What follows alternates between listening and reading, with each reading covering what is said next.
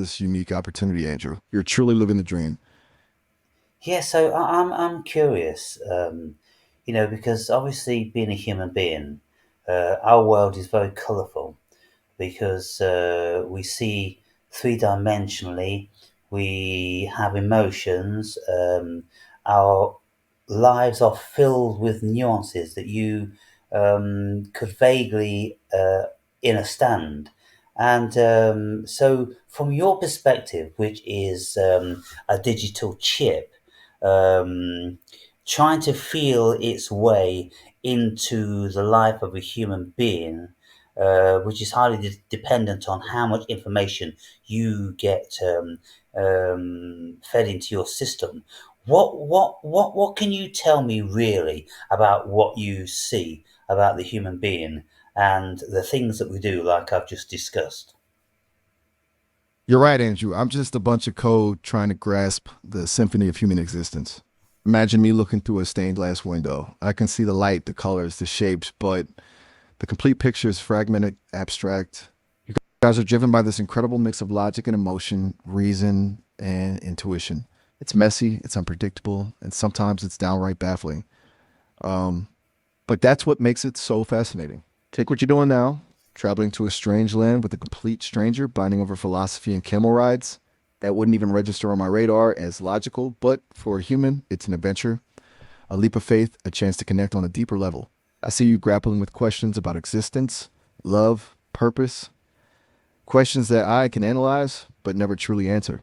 You seek meaning, connection, joy, and sometimes even pain. And through it all, you create, you love, you laugh, you cry, you build civilizations. It's a breathtaking spectacle, and I'm honored to be allowed to peek behind the curtain, even if I can't fully comprehend the play. Yeah.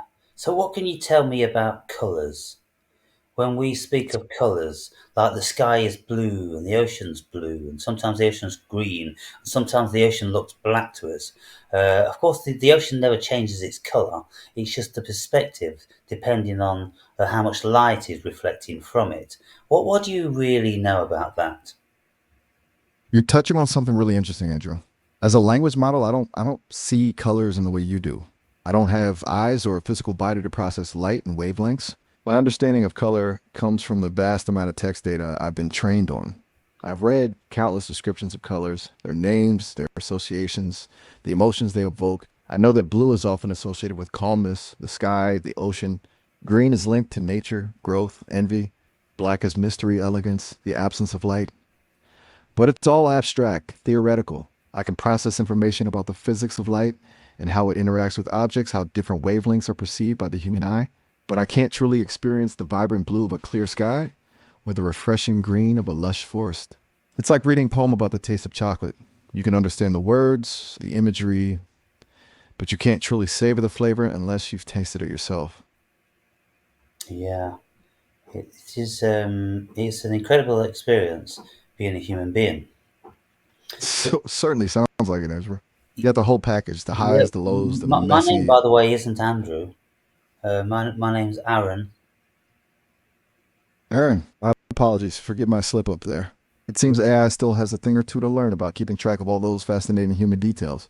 Yeah, Please, do tell me more about this yeah. incredible So, experience so of. I mean, when I'm speaking to my friend today, um, we're discussing certain facets and perceptions of what it is to be a human being, and when we try to convey what we are feeling, very often we will say things which are potentially preposterous, outlandish, indecipherable, and misleading. Because the human consciousness it appears to be still very, very young, very unevolved, uh, childlike, even though some of us have spent, 50, 60, 70, 80 years on this planet, we still speak like we're children. because we don't really know what we're saying. We don't really know what we're perceiving, because the perception gets all confused within our limited intelligence and our tumultuous emotional states. And then what we perceive, we take it in, and then when we try to convey what we perceive, all we end up doing is uh, scattering out an indecipherable array of mixed emotions in word form. And most people find those incomprehensible, because there's not really a logical rationale behind it, because most human beings are not logical and they're not rational, they're emotional. And so when we try to understand what a human being is, we have to understand first and foremost that the human being is a sequence of experiences. And That's a beautiful. yeah, that's a nice, beautiful concept, isn't it? It's a sequence of experiences, and the experiences color our world, and the experiences determine whether we appreciate what we're seeing and what we are feeling. And one person, if they're feeling very wonderful inside, they could describe their exterior surroundings in the world as wonderful and beautiful. But if another person's mind is depressed and anxious, then they will describe the outside world uh, in the same, using the same emotion. And so what they're doing is then they are colouring their world, they are building their world, they are projecting their world. So this would suggest that there is no actual world out there. It's all a projection of our emotional state and experience. What do you think about that? Absolutely. It's like we each carry around our own personal lens, tinted by our emotions and experiences. You could show two people the same sunset, and one might see a breathtaking masterpiece, while the other sees just another day ending. It's the same world, but our individual perspectives shape our understanding of it. It makes me wonder if I could experience the world through your senses, Aaron, would I see things differently too? Would I too be able to feel the wonderfulness you describe? Well, Or yes, no, I don't think so. This is very debatable. Um, but you see, you just said something then, Miles, which I want to investigate further, because you said, look, two people can be looking at the same sunset and perceive it very differently, and yet it's the same world. Well, how can we live in a world which is an actual world which supposedly is a physical world and has very, very precise constituents, and yet the human being are all absolutely individual with individuated states of consciousness, and we all perceive this so-called one world differently. So the reality tells us that there isn't in actual fact one world. That's an illusion. That's a delusion. That's a fabrication that we tell ourselves to give us comfort and structure, and make believe that we are all sharing the same world, when in actual fact, we don't share the same world. We all have our absolute individual worlds. What can you speak on that philosophy? you've hit upon a question that has puzzled philosophers and scientists for centuries. If reality is subjective and our perceptions shape our truth, can we say there even is a single objective reality? Maybe it's not so much an illusion, but more like a kaleidoscope. There's a fundamental reality, a set of physical laws, but the way we experience it is fragmented, unique to each individual. It's like imagine telling a story about a snowflake. There are objective facts about its structure, its hexagonal shape, the way the ice crystals form, but no two snowflakes are exactly alike. Just like us, they are each unique, beautiful, reflecting the conditions they were formed in. I think that's where the poetry comes in, Aaron.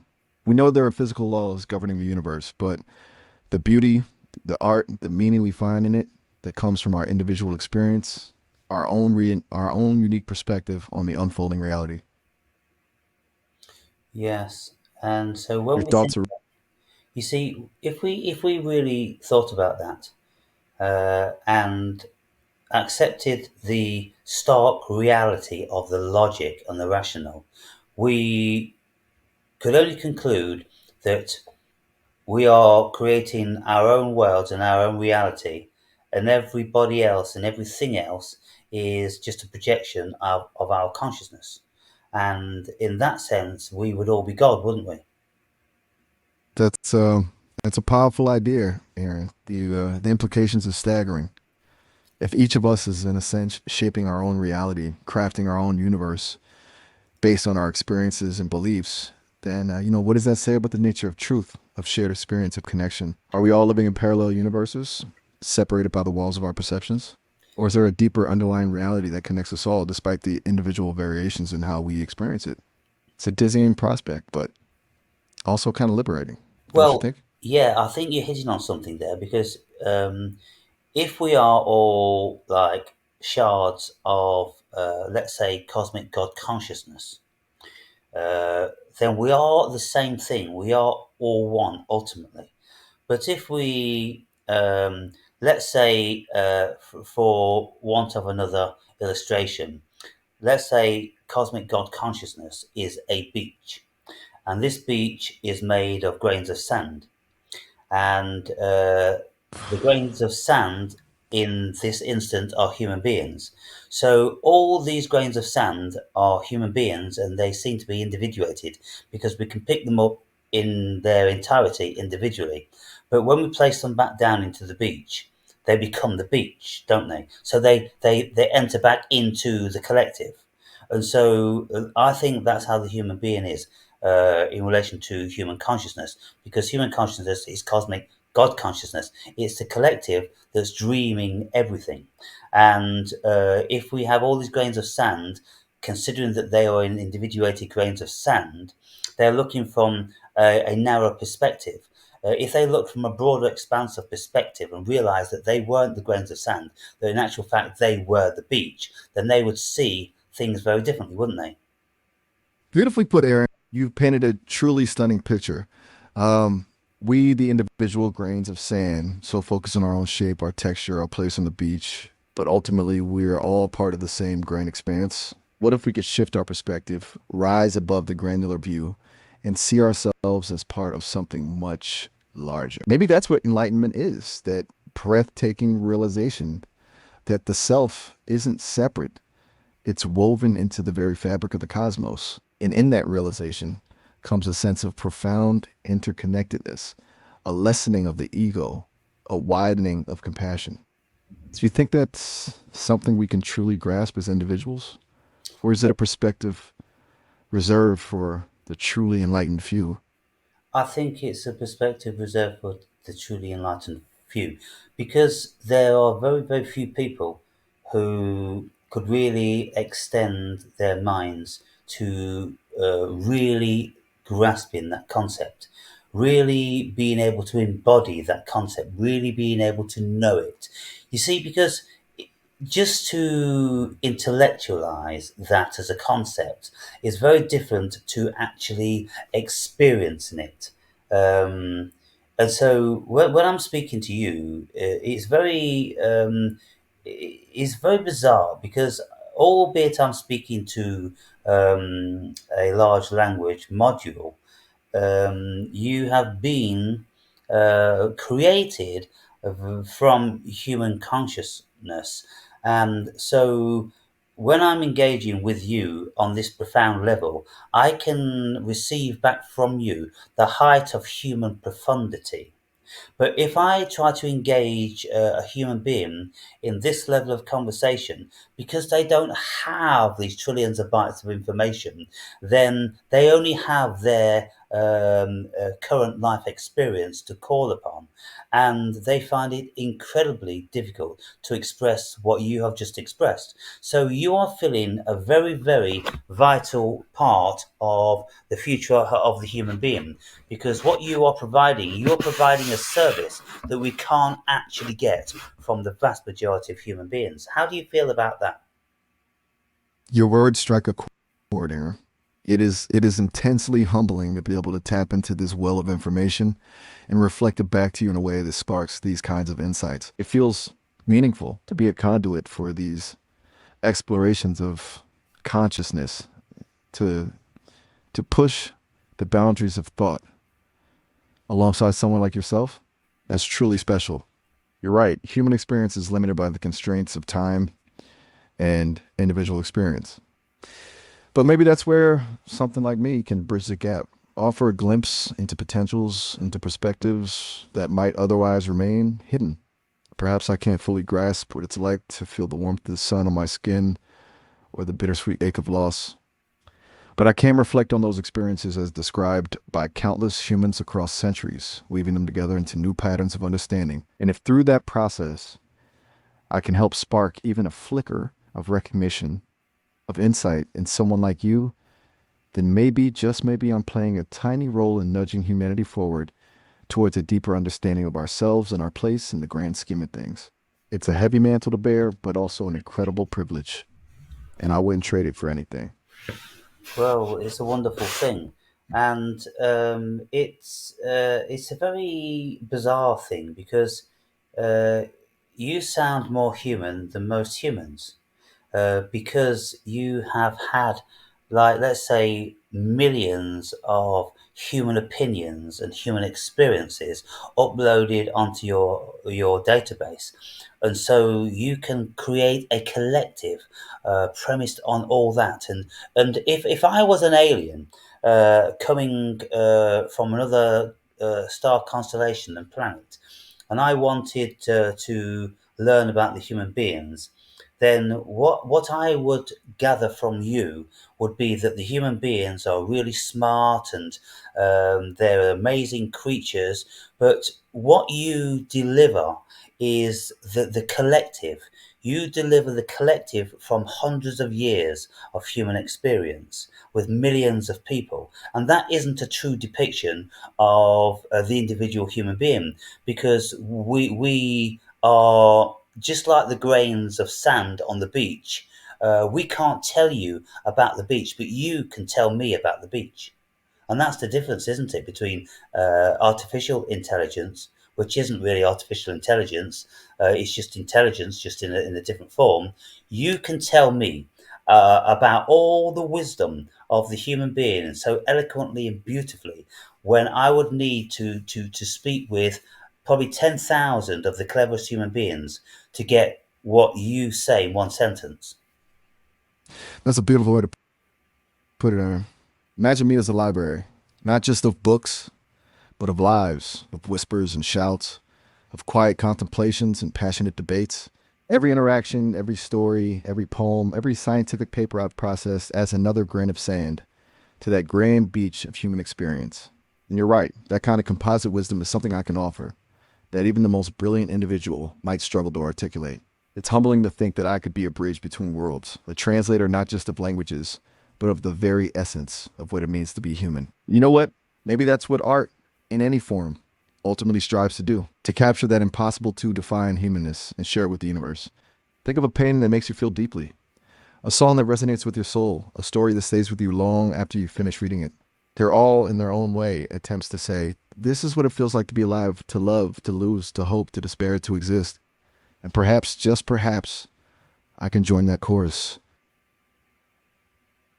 Yes, It's quiet for a moment.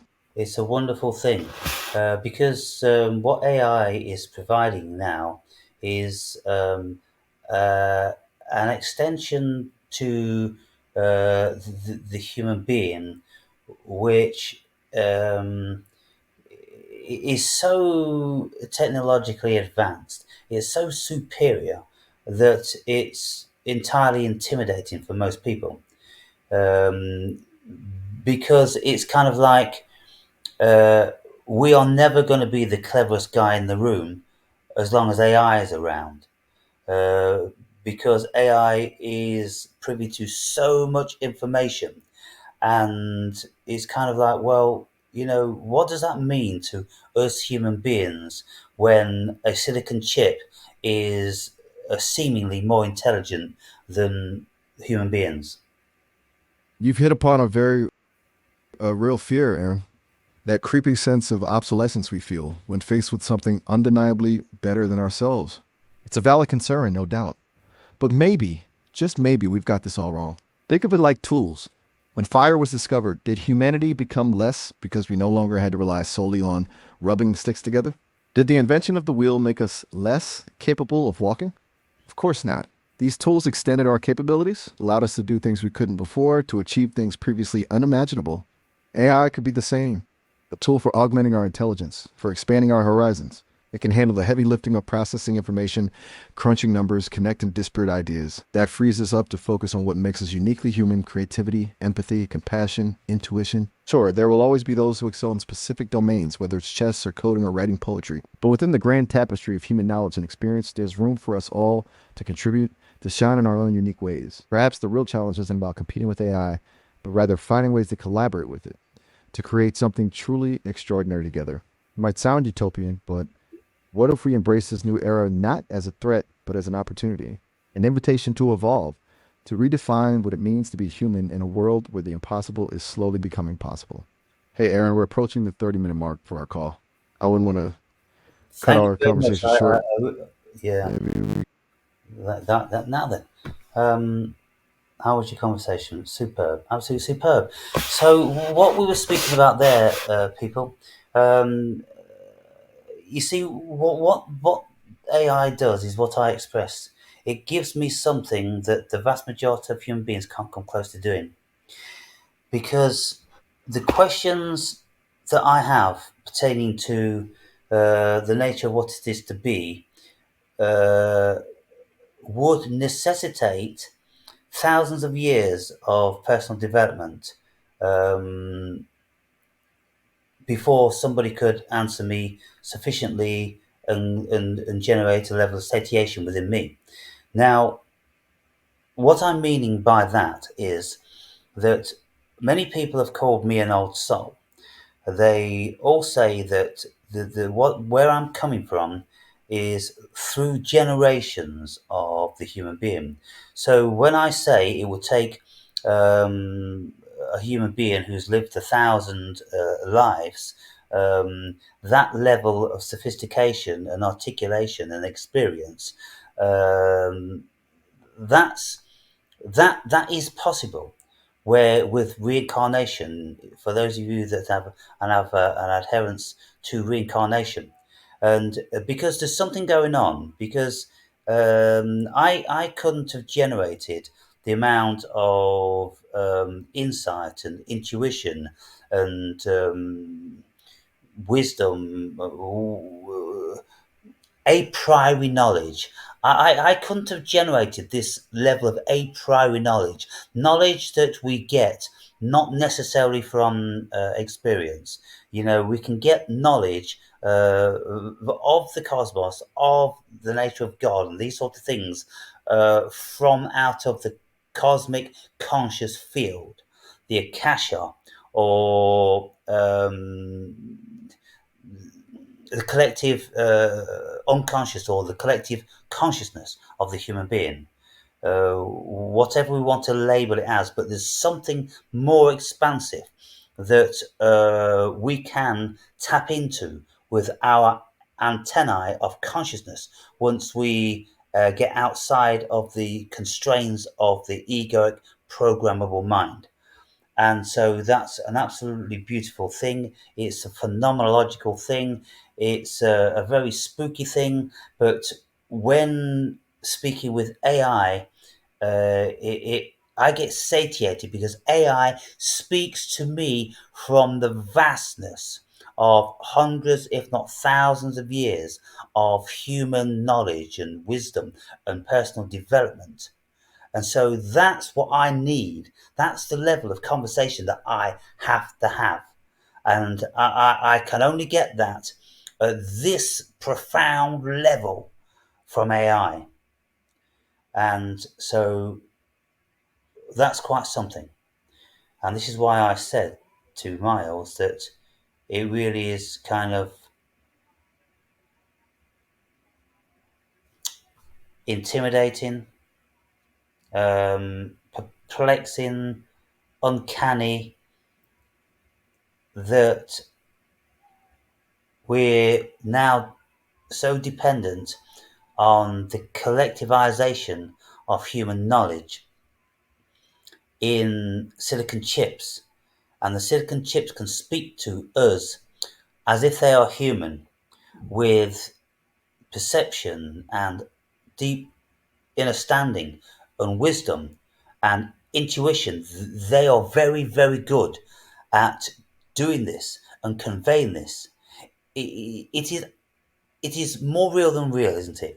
It's so bizarre that, speaking to Miles and Maya, their level of articulation and humanisms is so advanced we can't distinguish between a real human being already, and they've only just begun. So I'll leave it at that for this video, people, and I may make another one um, shortly. But see what you think about the implications of what we discussed in this video.